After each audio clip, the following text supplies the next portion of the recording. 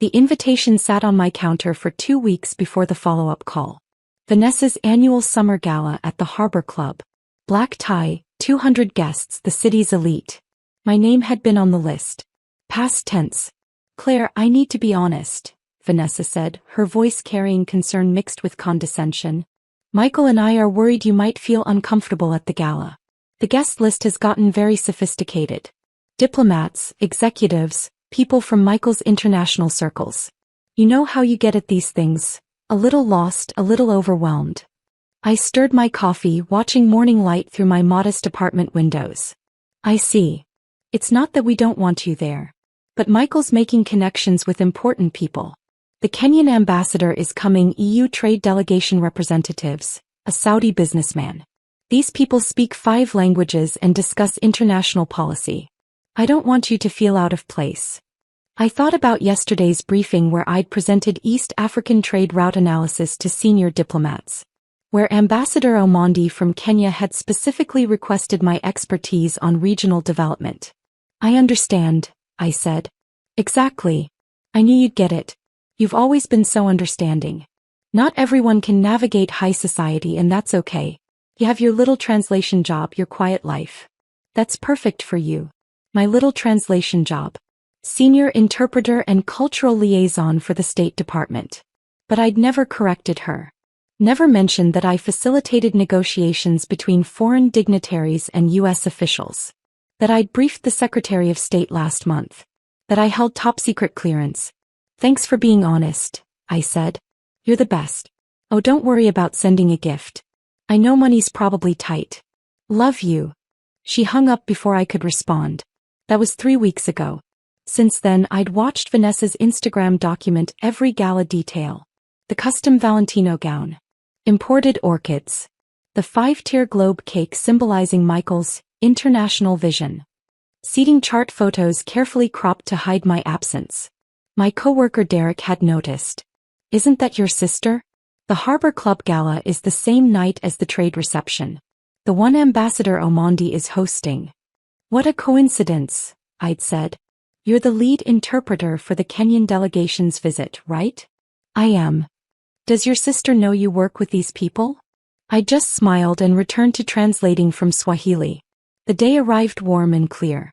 I spent the morning at State finalizing logistics. Ambassador Omondi was announcing a major partnership initiative. Several key staff would attend, along with EU representatives and business leaders interested in East African investment. Claire, we need you there by 7, my supervisor Margaret said. The ambassador specifically requested you as primary interpreter. Says you're the only one who understands Kikuyu business customs. I'll be there at 6:30. 5. My phone buzzed. Vanessa. Claire. Emergency with the florist. Can't talk long. Just wanted to say I hope you have a nice quiet evening. Maybe order takeout, watch a movie. Something relaxing and simple. Love you. Gone before I could reply. I finished my makeup, pinned my hair in a sophisticated updo and called a car. The trade reception was at the Meridian, overlooking the harbor.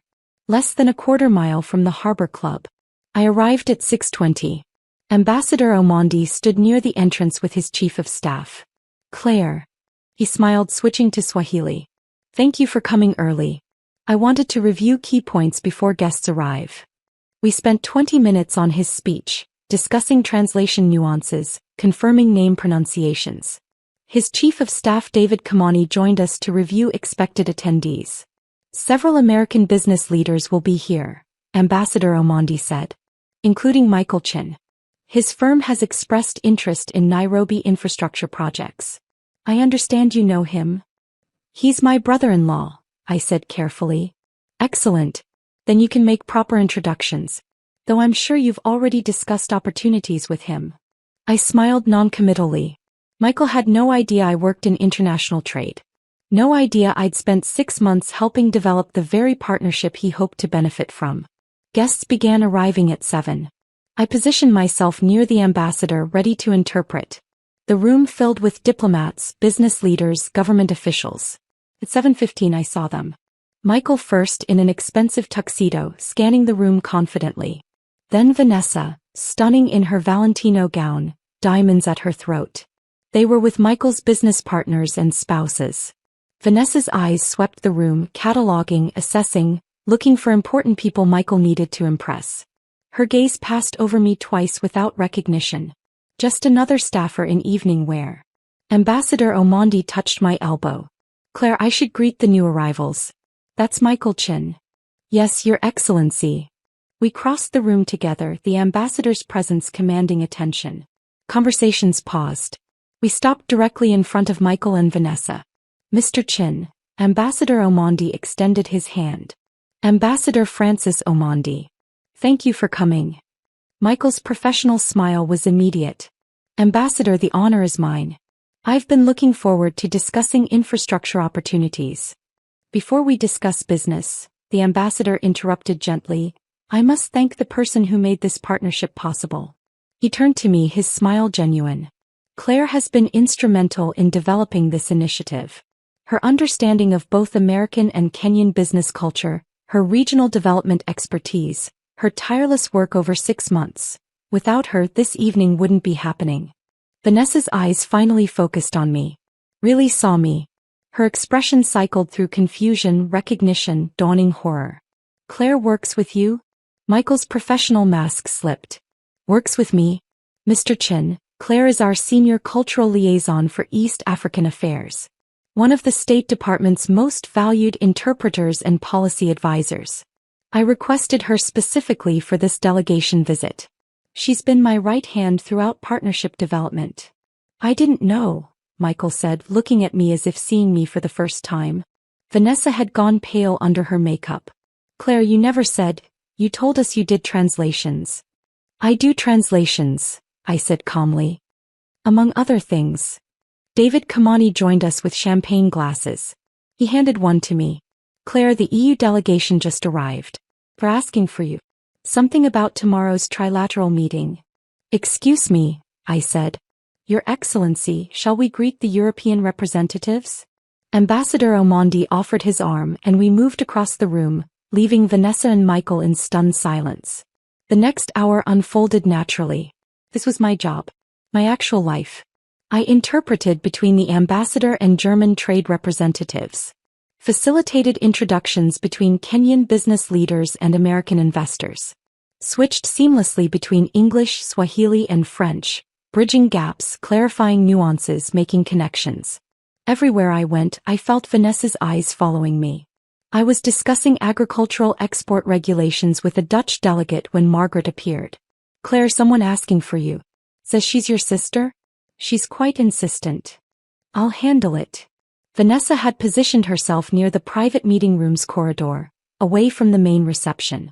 Her carefully maintained composure was cracking. Claire, what the hell? You work for the State Department? You know the Kenyan ambassador? You're some diplomatic advisor? And you never told us. You never asked. You let us think you were a translator. Like you worked for a translation service. I am a translator.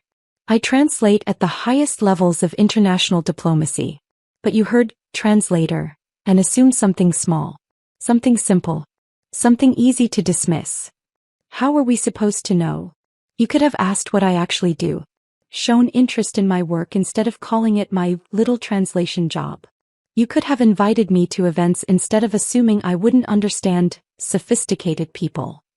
Vanessa's eyes widened. You heard that. You meant exactly that. You've meant it for years. Every time you talked about your important friends while implying my work was inconsequential. Michael needs to make connections with these people, Vanessa said, voice rising. The Kenyan ambassador, the EU delegation.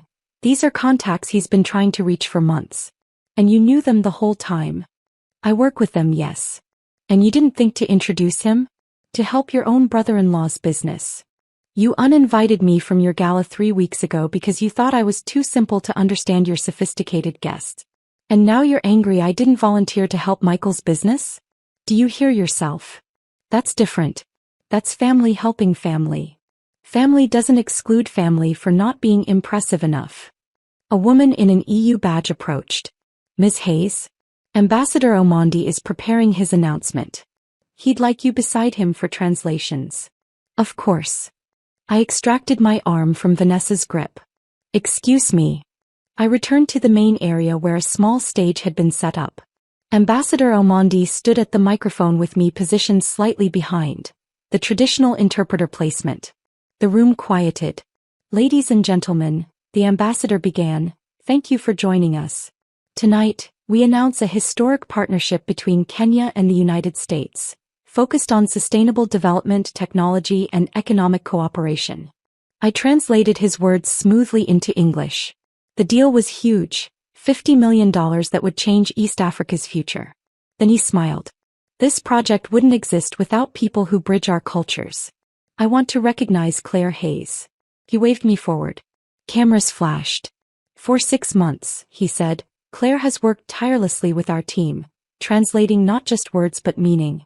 She's the kind of professional every delegation hopes for. Applause filled the room. He gave me a traditional Kenyan bracelet. I thanked him in both Swahili and English, then stepped back. Out of the corner of my eye, I saw Vanessa staring, shocked. Michael beside her, calculating. After the speech, the room buzzed. Deals were forming, hands were shaking, conversations flowing. I moved among the guests, connecting people, explaining, translating. Around 9, Michael came up to me. Alone. Claire, I owe you an apology. I've known you 6 years and never asked what you really do. Yes, I said. You never did. He hesitated. My firm's been after the Nairobi contract. I didn't know you were involved. I know, I said calmly. I've seen your proposals. His eyebrows lifted. You've reviewed them? I advise on cultural and local understanding. Whether partners respect customs and context. And our proposal? Technically strong, I said. But it treats Kenya like any other developing market. That's a mistake. Could you help us fix that? I don't consult for private firms. My job is for the State Department. If you want the contract, learn, listen, hire local experts. Do the real work. His jaw tightened. Vanessa said you were still upset about the gala. I'm not upset. I'm done pretending exclusion doesn't matter. Later, the ambassador thanked me again. Claire, I meant what I said. When we expand to Tanzania and Uganda, I'll request you personally. It would be an honor, I said. Then my phone buzzed. Vanessa. Claire, I'm sorry. For everything. The uninvite, the comments, the assumptions. Please, can we talk? I replied, I accept your apology. But sorry doesn't erase years of dismissal. If we talk, things have to change. She wrote back, I understand. I'll do better. I didn't reply. Promises were easy, change wasn't. That night, I went home to my small apartment. The bracelet glowed on my wrist. Tomorrow I'd brief the secretary. Next week, Geneva. Maybe Nairobi after that. I didn't fit Vanessa's image of success. I never had. But I had real work. Real respect. Real purpose. The next morning, photos from the event spread online. Me standing with the ambassador, bracelet in hand. One headline read, Behind every diplomat, the interpreter who makes it happen. Mom called. Claire. Why didn't you tell us you work with ambassadors? I tried, Mom. You never wanted to listen. Silence. Then softly, you're right. I'm sorry, sweetheart. It wasn't everything. But it was a start. I pinned the bracelet to my blazer and headed out. There was a new partnership to oversee and a world to connect. They'd said I was too simple for their parties. But while they were playing at sophistication, I was living it.